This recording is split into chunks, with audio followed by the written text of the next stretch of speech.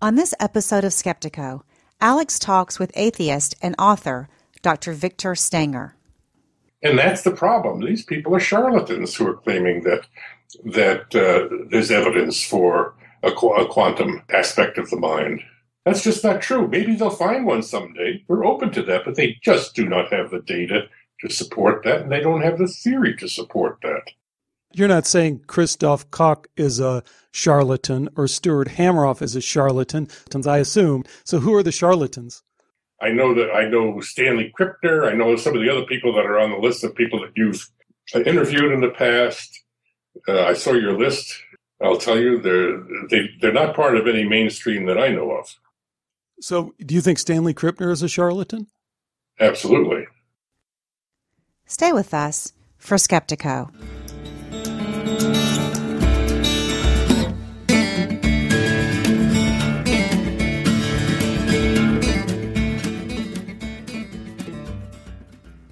Welcome to Skeptiko, where we explore controversial science with leading researchers, thinkers, and their critics. I'm your host, Alex Tsakiris, and on this episode of Skeptiko, Dr. Vic Stenger.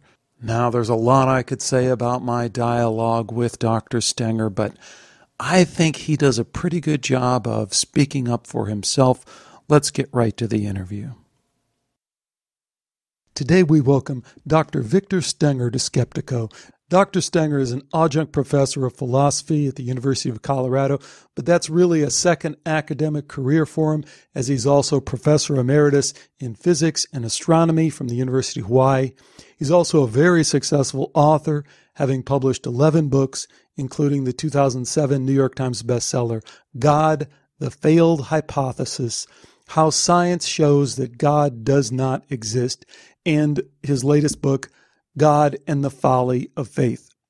Welcome to Skeptiko, Vic. Thanks so much for joining me. Well, I'm glad to be here. Great. Well, I'm looking forward to the discussion. Let's give folks a little bit of a background on you. Quite an impressive academic career, well-respected in your field, well-published, known, but then you also have this parallel career as one of the founders, really, of this movement that's come to be known as New Atheism. Take us through a little bit of that, and in particular, this interplay between your academic career and then how you got interested in the atheist movement, and maybe along the way help people understand what is a new atheist. Okay, that's quite a large order, but let me get started, and then don't hesitate to interrupt me and ask for any clarifying point. But now, I spent my career working in the field of elementary particle physics, was very much involved in all the activity that led to the eventual acceptance of what is called the Standard Model. I then went more into astronomy and cosmology in the 80s. So my interest has always been the basic understanding of the universe, the nature of matter, and what's everything all about fundamentally. And so toward the end of the 80s and early 90s, I started reading popular literature where people were claiming that science supported a lot of ideas. First of all, paranormal ideas like ESP and quantum spirituality and so on. And so I started writing about that in the early 90s. I wrote a book called Physics and Psychics. I wrote another book called The Unconscious Quantum, which challenged the idea that there's some quantum element to thinking. And then I gradually moved more and more toward the religious thing, because I found that there was a lot of literature out there claiming scientific evidence for God. And so I wrote a book, Has Science Found God? And then I wrote God, the Failed Hypothesis, which was a very successful book. It made the New York Times bestseller list in 2007. So that's kind of my main book, my biggest hit, let's call it. Right. And then back with New Atheism, which discussed the whole New Atheist movement that had begun around 2006. First with Sam Harris's bestseller on The End of Faith, and that was in 2006. In 2007, my book came out, also Richard Dawkins' book, and a year later, Daniel Dennett. And those, and Christopher Hitchens, of course, with God is Not Great, How Religion Poisons Everything. And those four authors came to be known as the Four Horsemen of the New Atheism. And so then I wrote a book called The New Atheism about their ideas. I kind of included myself, since I had also written a bestseller during that same period. And so I listed myself as kind of the stable man of the stable boy of the. Well, I think more than a stable boy, but I think that's fair to throw you in that lot. You certainly make a very convincing argument for standing up to fuzzy thinking, if you will. And I like how you really push the point that we shouldn't give religious folks an intellectual free pass in this discussion. And I imagine, tell us a little bit about that and maybe why you felt that was necessary to really stand up and say that. To what extent do we give folks a free pass just because they say, this is my belief, this is my religion?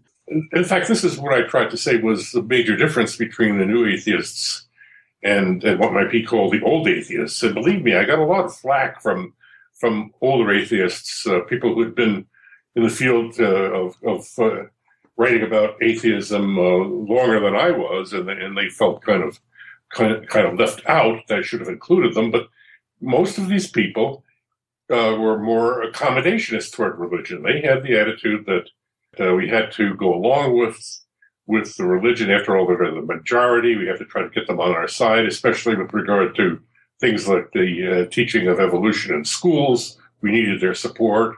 Scientists in particular, even though most scientists are atheistic, only 7% of the National Academy of Sciences believes in a personal God, and certainly a majority of people who call themselves scientists also are non-believers.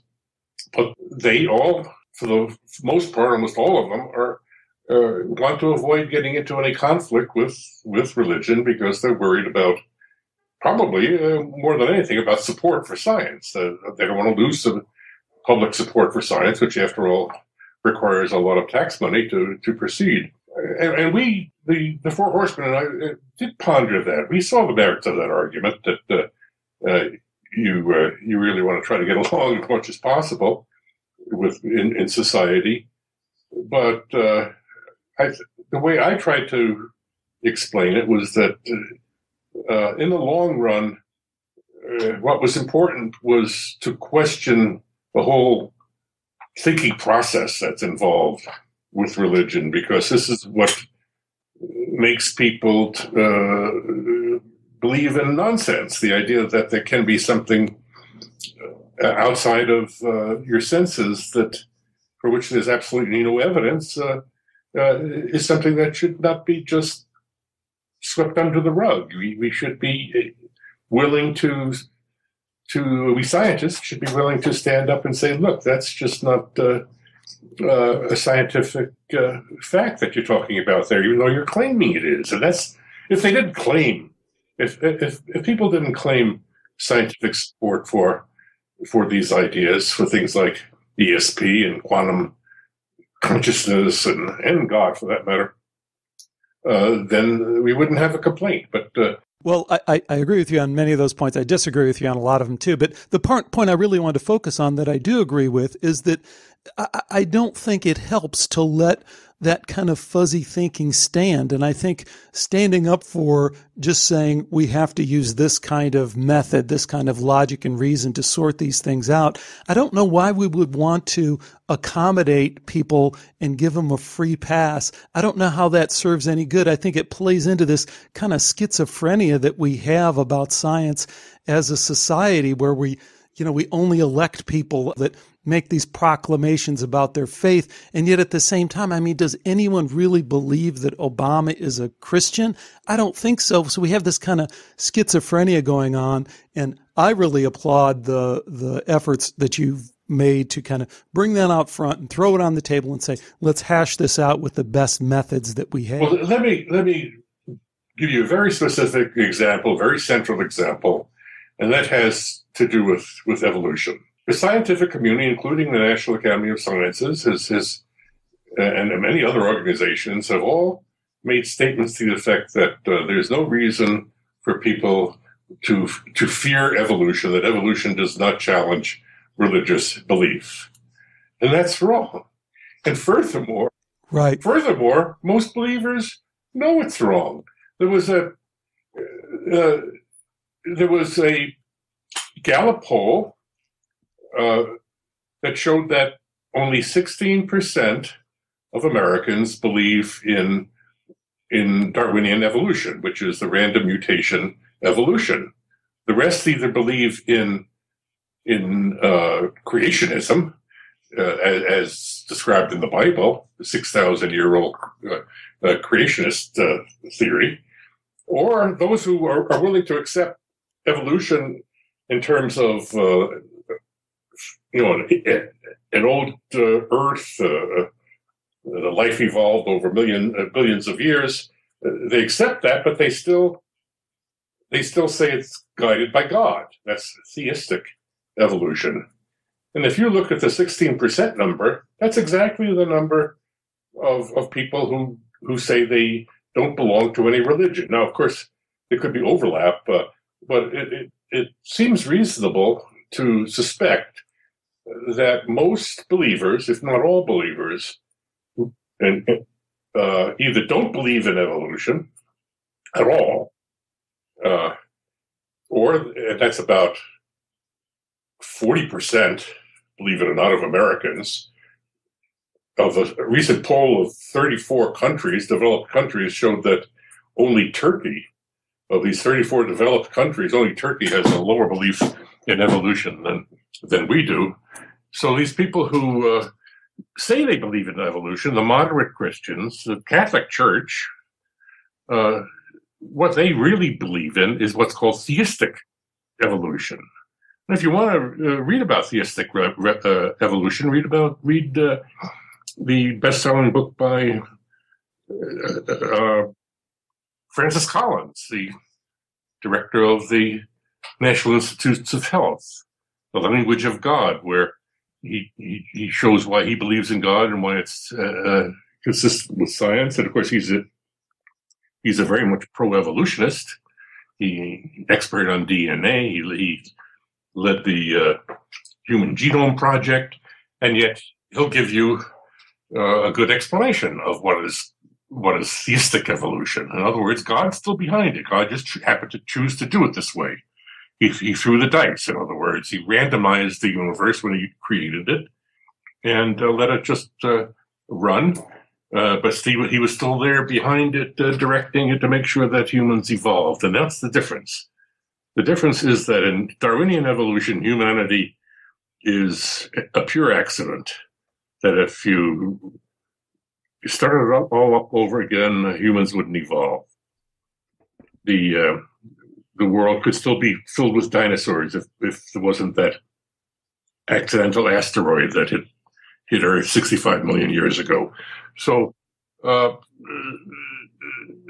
idea that humans are just accidental productions of a random process is totally incompatible, totally irreconcilable with the standard religious belief that humans are special creations of God, that we are special, that we're destined for eternity, and so on. That's just so in violation of Darwinian evolution, and yet people still take that as a possibility that God still created the whole thing to begin with. Well, that's not evolution, that's intelligent design. Well, that relates to another point that I think you make very convincingly, and that's this idea of exposing, if you will, the moderate Christian. And maybe you want to speak to that a little bit and how we can get into this accommodationist mode where we want to say, oh, gee, things really are the same. And I think maybe you just did that. And what you're saying is that when we really strip it down, no, there are some fundamental differences that we really have to deal with, and let's deal with them. Yes, I have had a long-standing argument with Eugenie Scott, who's the director of the National Center for Science Education, which does wonderful work in promoting evolution and keeping it on the front burner so that people who know about it, understand it, and make sure that it's taught in schools properly. But my argument about her is she's constantly making the statement that evolution does not contradict religion, and you see the same thing that the National Academy of Sciences said. And I claim this is just wrong. That people, there's a big difference between God-guided evolution, theistic evolution, and naturalist, what's called naturalist evolution, where God didn't play any role in it at all. Right. Well, that's great. I mean, we might not agree on much else on the rest of this interview, but I certainly like the way that you approach these topics. And I'd like to kind of take that approach and move it forward as we talk about a couple of the topics from your book, God and the Folly of Faith. So next, I guess I'd like to talk about consciousness and your take on the current state of consciousness research, because I got to tell you, we've had the opportunity to interview some of the world's leading neuroscientists and particularly consciousness researchers, people like Christoph Kopp, Stuart Hameroff, folks that if you go to the consciousness conferences, these guys are front and center, some of the most prominent researchers. And they're coming back and telling us, hey, wait a minute, this materialistic, very reductionistic idea we've had about consciousness probably isn't going to hold up here, guys, and we have to start looking beyond a material explanation for consciousness. What is your take on the state of that research? They are not at all, people you mentioned are not at all representative of the neuroscience community. You mentioned Stuart Hameroff. He's not even a neuroscientist. He's as far as I know, he's an anesthesiologist. He's gotten off on this quantum thing, in which there are microtubules in the brain that carry quantum coherent notions around it. They're a fringe element of the consciousness community. They have a lot of conferences and so on, but if you look at the real neuroscience, you find the people who write on neuroscience, the philosophers of mind, none of them take that seriously, and it shouldn't be taken seriously because there's absolutely no basis whatsoever for saying that there's some quantum phenomena involved in the thinking process. It's nonsense, total nonsense. I think I got to push you a little bit to back off from that. I mean, when you talk about Christoph Kopp, he's, Caltech professor. If you go through the roster of the consciousness conferences, which are the meeting place for researchers who are interested in this, you're going to have a real divide. You're going to have probably about a 50% of people who are going to side with folks like Hameroff. I agree that there's still a lot of discussion about the nature of consciousness, that it's not settled. I'm not claiming that something might eventually be found where there's some immaterial element involved, but that would be astounding. That would mean that the whole materialistic view of science, of the nature of the universe, was wrong, and that there's a duality. There's something else besides matter out there.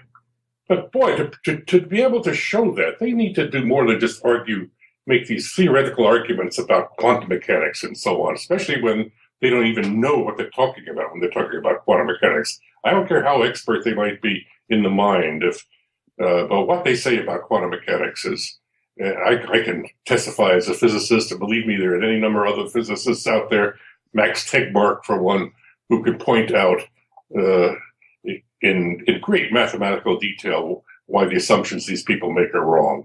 Well, I think there's a lot of folks that have gone down that path. I mean, this is a very hot area of research. So I don't think these guys are off in the corner kind of doing their own thing without any scrutiny. I mean, they're publishing, and people are criticizing and or supporting both the quantum physics aspect of it as well as some of the neurobiology aspect of it. You know, as you mentioned, Hammeroff's an anesthesiologist and is kind of crossing disciplines here, but he certainly aligned himself with Nobel Prize winner. Some of the top people in the field. So, but let's move on from that a little bit, because what I really wanted to get with that is what is at stake, and you touched on it a little bit. What is at stake for atheism with this idea of consciousness being more than materialism, more than the mind being more than just the brain? Look, all the atheists I know, that is those who are scientists and science really understand the scientific method, will say, if you show me the evidence for something beyond matter, then we'll believe it. So we're open to that. It's not so much that we have any particular stake other than the stake of determining the truth as best as we can. And that's the problem. These people are charlatans who are claiming that there's evidence for a quantum aspect of the mind. That's just not true. Maybe they'll find one someday. We're open to that, but they just do not have the data to support that, and they don't have the theory to support that. And that's the thing that's so upsetting about it, because they were able to get away with this because they're talking to audiences who are not aware of the science, who really don't know the science. You're not saying Christoph Koch is a charlatan or Stuart Hameroff is a charlatan, I assume, right? So who are the charlatans? I know Stanley Krippner. I know some of the other people that are on the list of people that you've interviewed in the past. I saw your list, and I'll tell you, they're not part of any mainstream that I know of. So do you think Stanley Krippner is a charlatan? Absolutely. Okay, fair enough.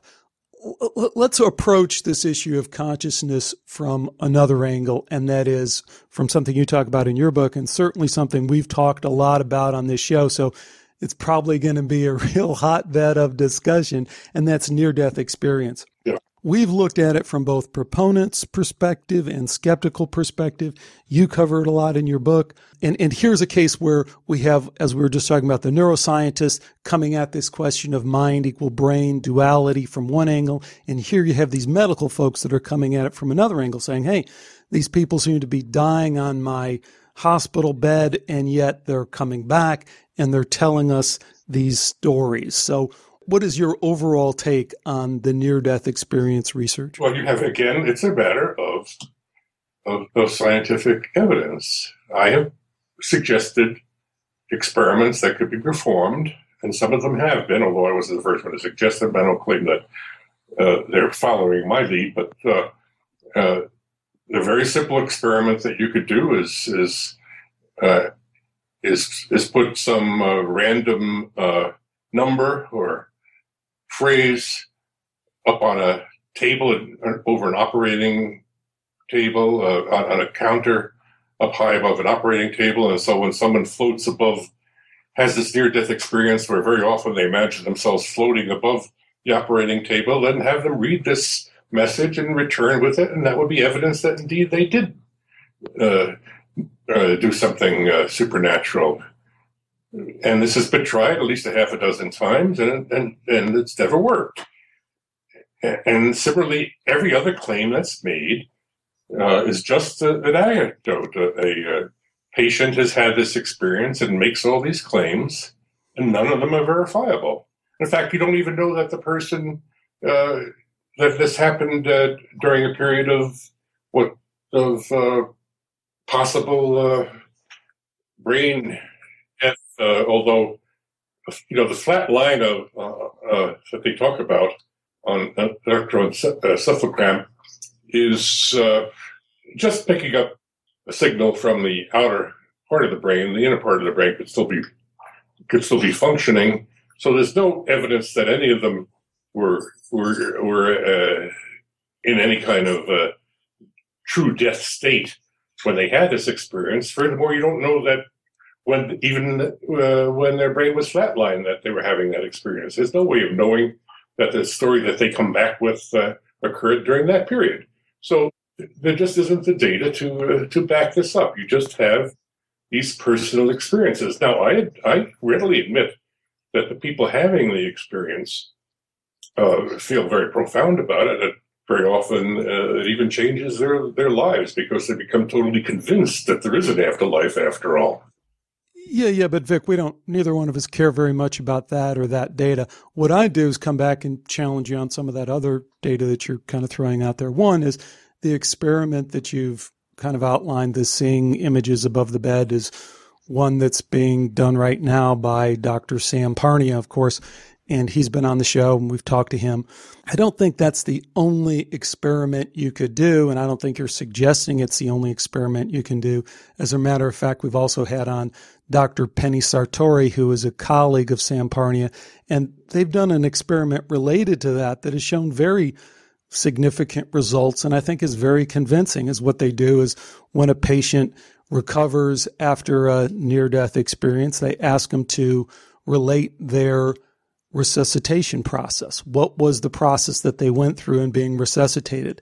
And then they compare that to a control group of people who didn't have a near-death experience. So this is another way to see whether there is really a component of knowing during that state of being dead that is verifiable. And they've found very statistically significant results. Let me just throw in one more piece, and then I'll let you respond to that.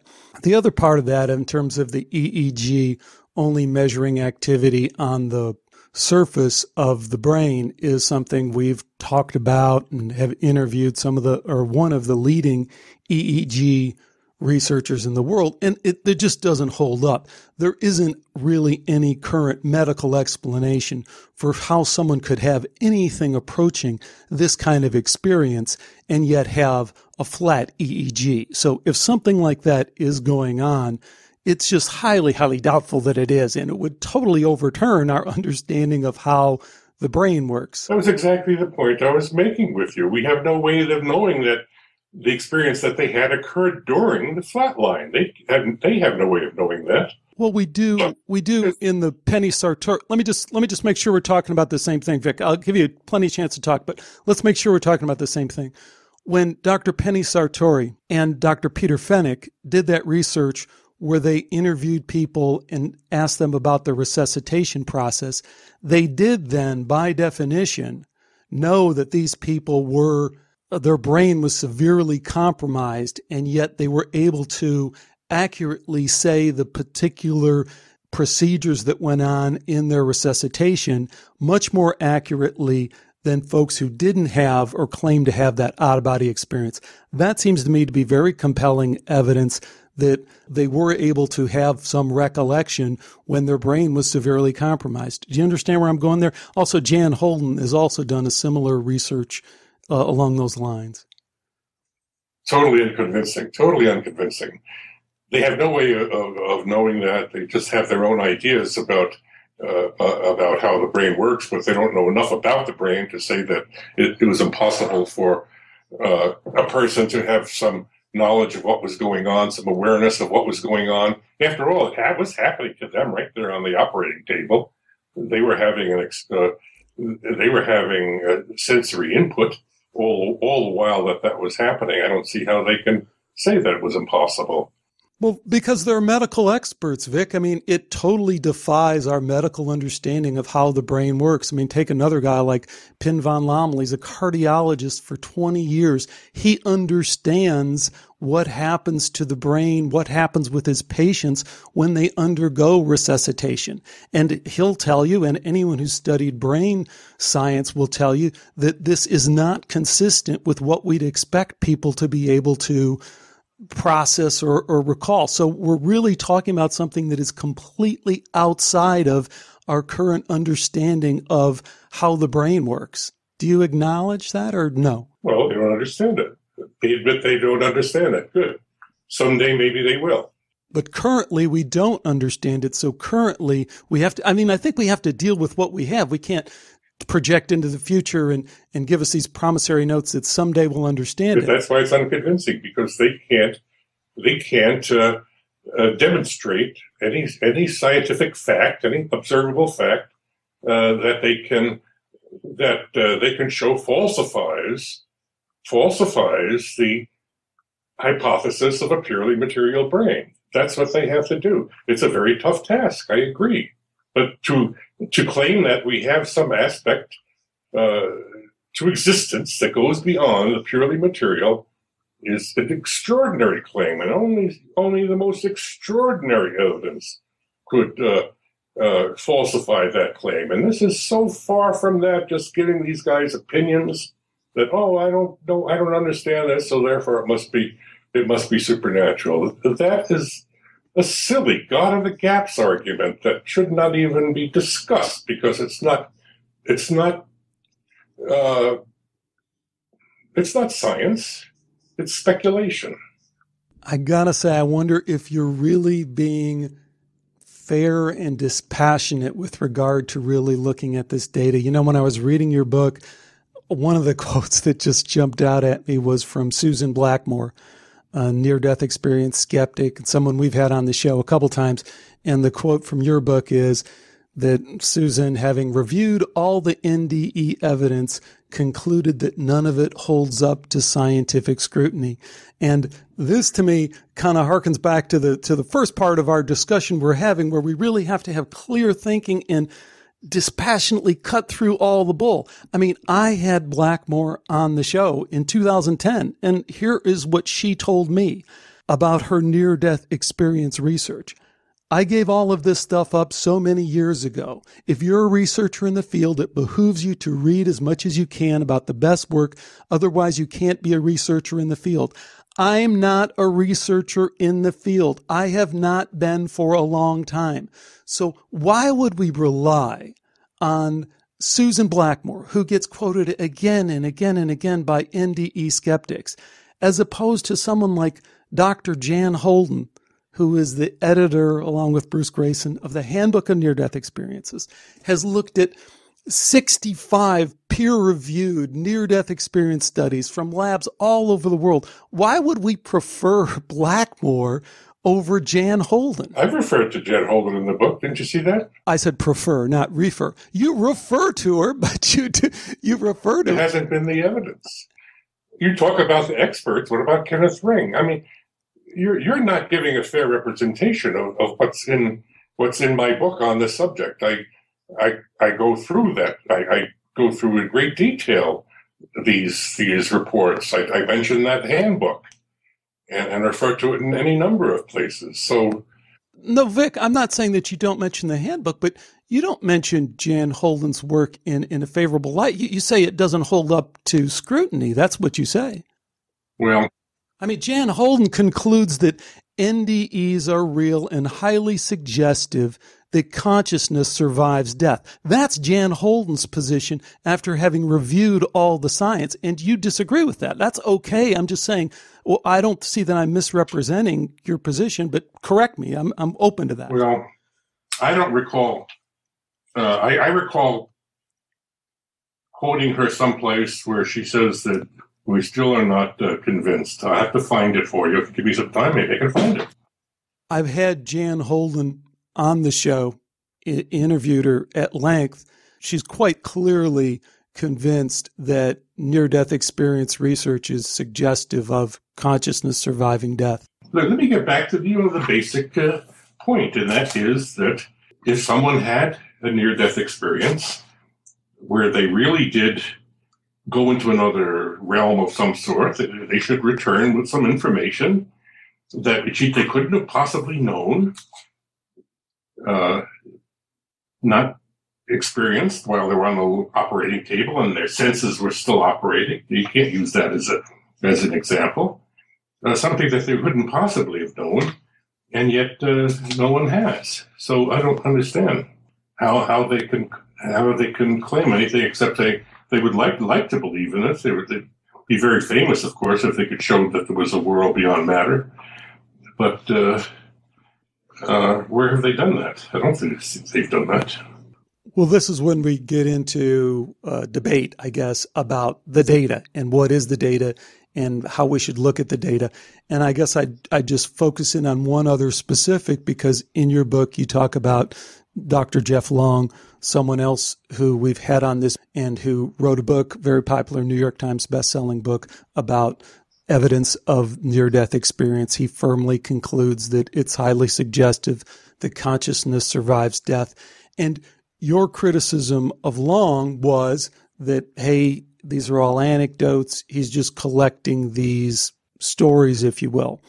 And what I thought, again, this is a kind of a specific debate that we could really have some substance to, and that's that Jeff Long counters that claim, and he gets that argument against him a lot. And he says, look, these kind of medical surveys that I did are really the bedrock of medicine. That's the first line that we do in finding out what's going on. So don't criticize that these are surveys. And moreover, he says, don't criticize that they're online surveys. I can show you, and he does on his website, a bunch of peer-reviewed articles that suggest that an online survey is no less reliable than a medical survey you might fill out in your doctor's office. So again, don't we have to be fair in looking at that data and say, hey, Jeff Long's compiled all these surveys, highly suggestive of near-death experience being a legitimate case of consciousness surviving a severely compromised brain. What does it take to kind of meet that standard that we need to look at this mind-body relationship or this mind-brain relationship differently? Well, look, as I said in an email exchange to you, it's really very simple. We're making it too complicated. All he has is anecdotes. If he had one anecdote where a person returned with provable information that they could not have known, then that we could change our mind about that. I found the section that I'm talking about. It's on page 233 of my book, where I talk about Holden, and she talks about these AVPs. How does she define it? Apparently non-physical veridical NDE perception, AVP. That's something that you can verify, in other words. Veridical perceptions that apparently could not have been the result of interference from normal sensory processes. So then, in the handbook, she talks about the attempts to verify AVP, Chapter 9 in the Handbook of Non-Near-Death Experiences. And there's where I talk about the setup of the table. She notes that this ideal situation is difficult to achieve with the operating room staff, often glimpsing the target information, thus compromising the protocol. What's more, they have more important matters to do. So she can only report 5 studies that were conducted with proper controls. She concludes, the bottom line of findings from these 5 studies is quite disappointing. No researcher has succeeded in capturing even one case of AVP. That's quoted Jan Holden from her book. And then later on, she talks about receiving an email from Kenneth Ring. Now, Kenneth Ring is a researcher in NDE experiences, long-term researcher. All these people, incidentally, would really love to of course, discover near-death experiences. Here's what Kenneth Ring said. There is so much anecdotal evidence that suggests experiences can, at least sometimes, perceive veridically during NDEs. But isn't it true that all this time, there hasn't been a single case of a veridical perception reported by an NDEer under controlled conditions? I mean, 30 years later, it's still a null class as far as we know. Yes, excuses, I know.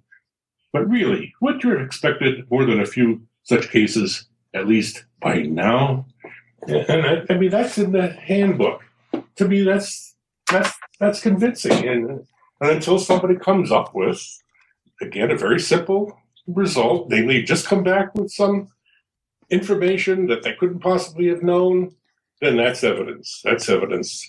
And that'd be worth considering and studying further and so on. But right now, that has not happened. And after 30 years, I think we can really conclude that that's just something that's going on in the brain, and we should stop even wasting so much breath over it.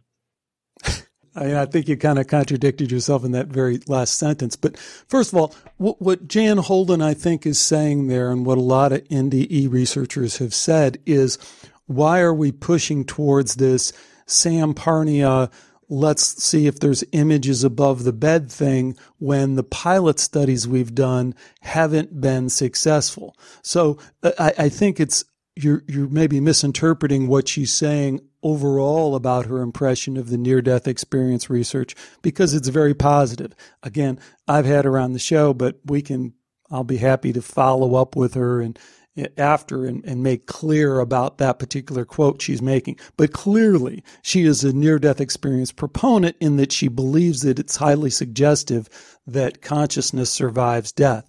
And as far as Kenneth Ring is also a proponent of near-death experience research. He's not a skeptic. So I think to pick out his critique of some of the work that's being done, I'm sure that's legitimate, and I'm sure that's correctly quoted, as you say, but it doesn't represent his overall opinion of the research. And then as to your last point, that's all we can do, Vic, at the end of the day, is we can look to the best researchers and see what their conclusions are. And unlike the consciousness research that we're talking about, Hammeroff and Koch, here, there is virtually no near-death experience researcher who has looked into the field extensively, who has done the research and has concluded that near-death experience isn't what we're saying here. I mean, I don't think you can point to one, and that's why we wind up with references like Susan Blackmore, who isn't even in the field, because you really have to search to find any NDE skeptic that has any bona fides in terms of doing NDE research. Are you aware of any? I read what... I mean, we got Jeff Long, we got Pim van Lommel, we got all these folks. None of them are skeptics. A bunch of believers is what you do, who would desperately want to believe that there's an afterlife and all of that. I mean, the Pope does too. And just because the Pope believes in an afterlife and thinks he has all kinds of evidence for it, that doesn't mean he does. And these people don't either. They just don't. They have not made a case. And maybe you can't go. You say we should go to the experts in the field. Believe me, there are a lot of experts in all kinds of fields who believe stuff. Look at all the parapsychologists who believe in ESP. You say, oh, they're experts, we should believe them. Well, they have to convince the rest of the scientific community. That's the key. In any discovery, look, let's talk about the Higgs boson, for example, in my field. If you look at the way that experiment was done by two independent groups, the beauty of it, the money spent, the hours and hours, thousands of people involved, and they came up with evidence that didn't just convince themselves, but convinced the whole scientific community that here was this marvelous particle that had been predicted 50 years ago and was now found. Where do you see anything comparable to that in this line of research? You have a bunch of people who you're saying, oh, they're experts, we should listen to those experts. Well, I don't listen to those experts. I'm not going to listen to what they say until they demonstrate to me as a scientist with 50 years of experience in research, they show me some data that convinces me, then they can start talking to the rest of the community, and they convince the rest of the community, then they have a real discovery that's worth mentioning. Up until now, they have not achieved that. But by those standards, Vic, how would we ever know? That's the one thing that gets me about the NDE skeptics is there seems to be some kind of edge associated with it. You seem to be suggesting that these NDE researchers are coming at this work with some kind of bias. Is that what you're suggesting, that they're trying to sneak Christianity into the back door of science? That's not my read of these people. Is that where you think they're coming at? I don't know. They just haven't convinced the rest of the community. And until they do, I mean, you're supposed to be a skeptic. You should be skeptical of them too, rather than defending them. They should have to convince you. They should have to convince James Randi. They should have to convince, Paul Kurtz and all the other skeptics out there. And when they do, then they will have won their case. But until they do, until you convince the skeptics, the most skeptical, you don't have, you can't claim that you've made a major discovery. Well, they've convinced me, but they obviously haven't convinced you. So, Vic, tell us some more about what's going on with you. Tell us about your website, what people can find there, and about anything else we need to know about this book, God and the Folly of Faith. No, well, my website has a lot of links to information about these books, the reviews of the books, the various claims. I have, I think, 11 books now. And the website can give you that information. I don't have to read off the address of the website. People can easily find it by just Googling my name, Victor J. Stenger, and they'll easily find the website. Right, and we'll link to it from this podcast. And I also want to alert people, there's a number of interesting, fascinating YouTubes that have been produced of you as well, so people can see as well as read about you.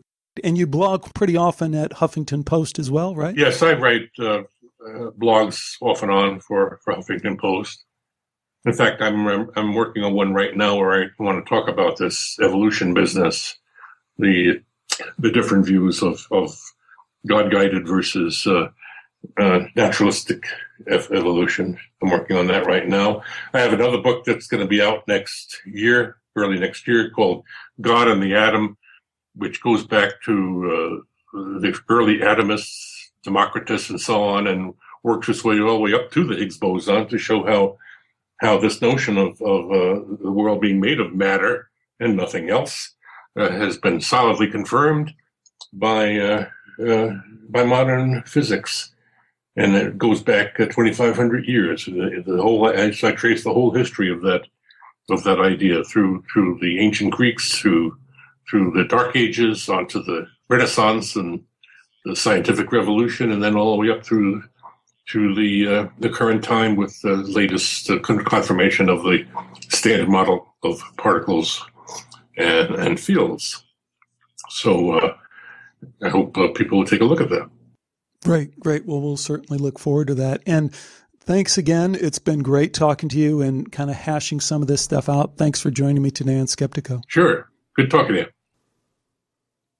Thanks again to Dr. Stenger for joining me today on Skeptiko. I certainly appreciate his willingness to engage in these topics, and I think it also demonstrates why so few skeptics and atheists are really willing to engage. I think they have a very difficult road to hoe when confronted with the data, and it's not surprising that they're reluctant many times to do so.